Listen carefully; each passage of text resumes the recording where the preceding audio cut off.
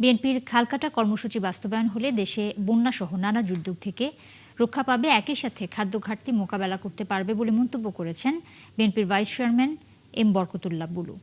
মঙ্গলবার দুপুরে নোয়াখালীর বেগমগঞ্জে কাদিরপুর ইউনিয়নে খাল খনন কর্মসূচির উদ্বোধন সভায় তিনি কথা বলেন।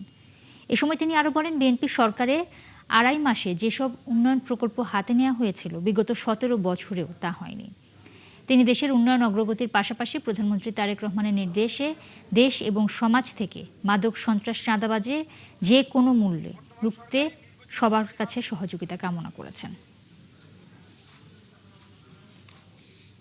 আড়াই মাস আর এখনই আপনারা বলছেন যে সব করে ফেলতে, আরে 17 বছরে তো কিছু হয় নাই, আড়াই মাসে আপনারা সব চাই ফেলে দিয়েছেন। আড়াই মাসে আমরা যতটুকু করতেছি এটা 17 বছরে হয়নি, হয়েছে।